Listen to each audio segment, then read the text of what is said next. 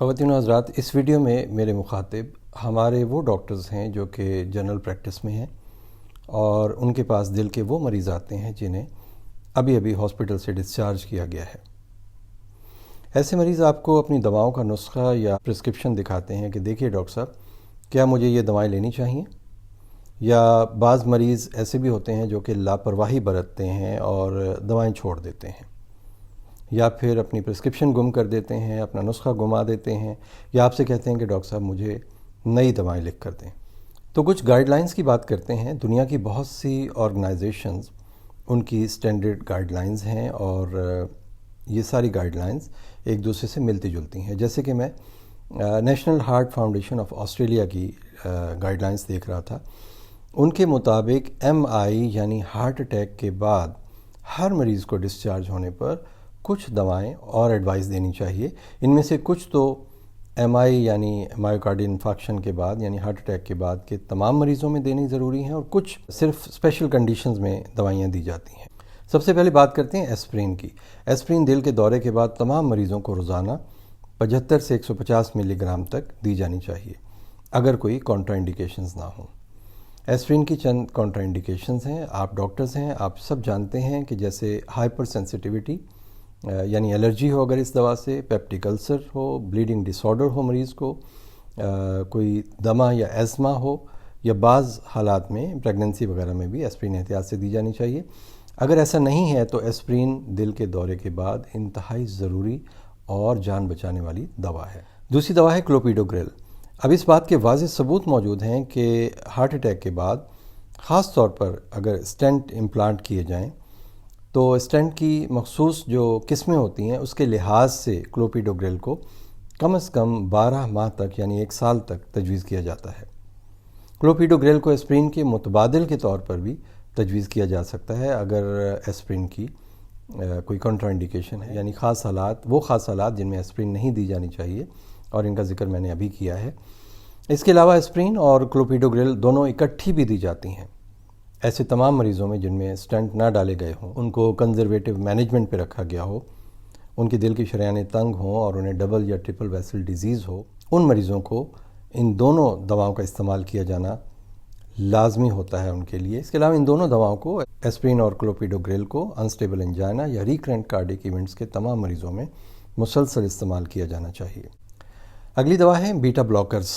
Beta blockers दवाइयों का एक ऐसा ग्रुप है जो ज़्यादातर ऐसे मरीज़ों के लिए इस्तेमाल किया जाता है जिन्हें हार्ट अटैक हुआ हो या जिन्हें हाई ब्लड प्रेशर हो।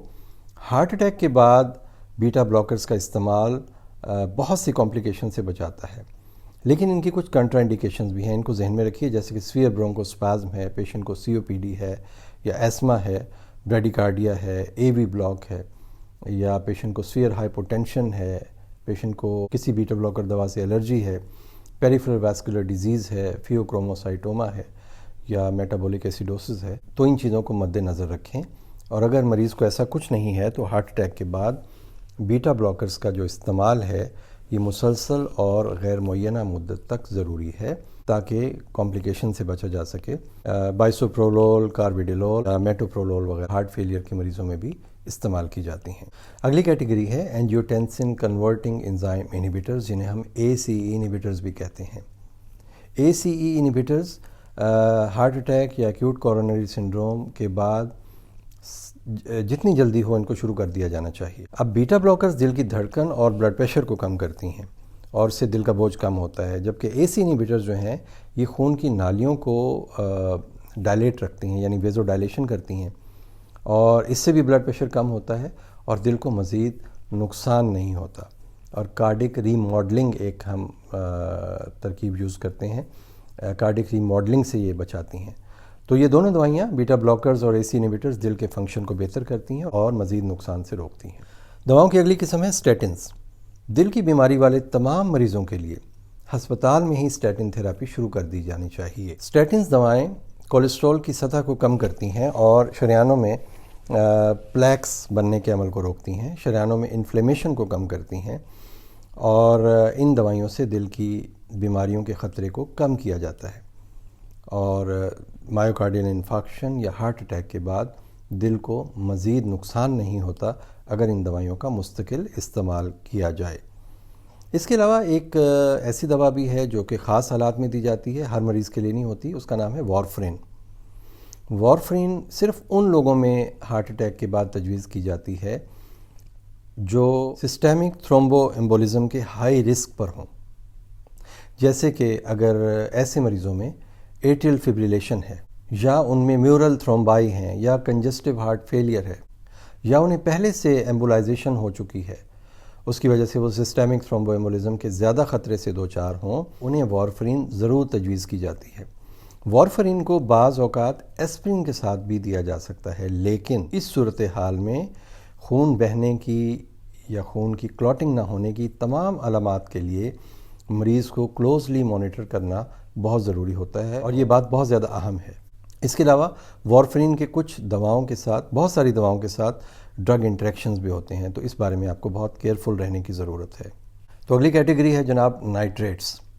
تمام مریضوں کو شارٹ ایکٹنگ نائٹریٹس ضرور تجویز کیے جانے چاہئیں اگر کوئی کانٹرا انڈیکیشنز نہ ہوں، اور آپ ڈاکٹر ہیں، آپ جانتے ہیں کہ نائٹریٹس کی کانٹرا انڈیکیشنز کیا ہیں۔ اگر پیشنٹ شدید ہائپوٹینشن کا شکار ہے، کارڈیوجینک شاک میں ہے، یا پیشنٹ فاسفوڈائسٹریز انہیبیٹرز لے رہا ہے، بہت سے مریض ڈاکٹر سے پوچھے بغیر سلڈینافل یا ویاگرا وغیرہ کا استعمال کرتے ہیں، ان کے لیے نائٹریٹس کے ساتھ یہ دوائیں لینے انتہائی خطرناک ہیں۔ اس کے علاوہ ہیڈ انجری یا ہیمریج، آرتھوسٹیٹک ہائپوٹینشن اور پری لوڈ ڈیپینڈنٹ کنڈیشنز جیسے سویئر ایورٹک سٹینوسس یا ہائپرٹروفک آبسٹرکٹیو کارڈیومایوپیتھیز میں نائٹریٹس کا استعمال احتیاط سے کیا جانا چاہیے۔ اس کے علاوہ ڈیئر کولیگز، نائٹریٹس کے استعمال کے لیے مریض کو سینے کے درد کے لیے ایک تحریری ایکشن پلان فراہم کیا جانا چاہیے۔ شوگر کے مریضوں میں ہارٹ اٹیک کے بعد انسولین یا اورل ہائپوگلائسیمک ایجنٹس کا باقاعدہ اور مستقل استعمال شوگر کو کنٹرول رکھنے کے لیے انتہائی ضروری ہے۔ ایسے مریضوں میں ایک گڈ گلائسیمک کنٹرول حاصل کیا جانا چاہیے، اور یہی آپ کی کامیابی ہے کہ آپ مریض کی شوگر کو کنٹرول رکھیں اور مریض کو بتائیں کہ ان دواؤں کو مستقل طور پر جاری رکھنا آپ کے لیے بہت ضروری ہے، کیونکہ جن کو شدید کورونری سنڈروم ہے اور جنہیں شوگر بھی ہے، ان کو ان دونوں بیماریوں کو کنٹرول میں رکھنا انتہائی ضروری ہے۔ اس کے علاوہ کچھ ریئر کنڈیشنز بھی ہیں جن میں ہارٹ اٹیک کے بعد ایلڈوسٹیرون اینٹاگونسٹ شروع کروائے جاتے ہیں، جیسے کہ ایپلیرینون تھراپی وغیرہ۔ یہ ان تمام مریضوں کو دی جاتی ہیں جن میں ہارٹ اٹیک کے بعد لیفٹ وینٹریکولر سسٹولک ڈسفنکشن ہو اور ان میں ہارٹ فیلئر کی علامات ہوں۔ اور آخری بات، ہارٹ اٹیک کے بعد لائف سٹائل موڈیفیکیشن انتہائی ضروری ہے۔ ڈیئر ڈاکٹرز، ڈیئر کولیگز، اگر آپ مریض کو طرز زندگی بدلنے کا مشورہ نہیں دیں گے تو ان دواؤں کا کوئی بھی خاطر خواہ نتیجہ برآمد نہیں ہوگا اور مریض کی زندگی خطرے میں رہے گی۔ اپنے نسخے یا پرسکرپشن کے اوپر لکھیں کہ تمباکو نوشی ترک کر دیں، انہیں اچھی اور ہیلدی غذا کے بارے میں بتائیں۔ اگر مریض الکوہل کا استعمال کرتا ہے تو اسے منع کریں۔ واک، ایکسرسائز، فزیکل ایکٹیویٹی اور وزن میں کمی، ان سب چیزوں کے لیے مریض کو ایکشن پلان دیں۔ اس کے علاوہ خاص طور پر پوسٹ ایم آئی پیشنٹس میں سینے کے درد کا ایکشن پلان لکھ کر دیں تمام مریضوں کو، جیسے کہ اگر دل میں درد ہو، خاص طور پر ایگزرشن سے کام کرتے ہوئے، تو شارٹ ایکٹنگ نائٹریٹس کا استعمال کیسے کرنا ہے، جیسے کہ زبان کے نیچے گولی رکھنا اینجیسڈ کی، یا اسپرے اینجیسڈ اسپرے وغیرہ کرنا، یہ سب کیسے دیا جانا چاہیے، ایسپرین کیسے کھانی ہے فوری طور پر، اور اگر سینے میں درد یا تکلیف 10 منٹ کے اندر مکمل طور پر دور نہ ہو رہی ہو تو ایمبولنس کو کال کرنا ہے۔ یہ چیزیں بڑی ضروری ہیں۔ ان علاقوں میں رہنے والوں کے لیے جہاں پر ایمبولنس کی سہولت آسانی سے دستیاب نہیں ہے، جیسے کہ ہمارے دیہی علاقے ہیں، انفارچونیٹلی بہت سے ایسے علاقے ہیں ابھی بھی، وہاں ڈاکٹر تک کیسے رسائی حاصل کرنی ہے، یہ سب باتوں کو اپنے مریضوں کے ساتھ ڈسکس کریں، ان کے ساتھ ان کا ایکشن پلان شیئر کریں۔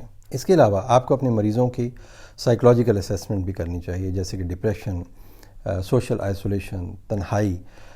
یاد رکھیے گا کہ دل کی بیماری میں مبتلا افراد میں یہ ساری سائیکولوجیکل کنڈیشنز برے نتائج کا باعث بنتی ہیں۔ تو کورونری آرٹری والے تمام مریضوں کو موربڈ ڈپریشن کے لیے انویسٹیگیٹ کیا جانا چاہیے، اور اگر ضرورت ہو تو ان کو اینٹی ڈپریسنٹس دے دیے جانے چاہیے۔ جن مریضوں میں ڈائبٹیز یعنی شوگر کی تشخیص نہیں ہوئی، ان میں گلوکوز ٹالرنس ٹیسٹ کروائیں، ان کے فاسٹنگ بلڈ شوگر چیک کروائیں اور دیکھیں کہ ان میں شوگر تو نہیں ڈیولپ ہو رہی یا ان کو پہلے سے شوگر تو نہیں تھی۔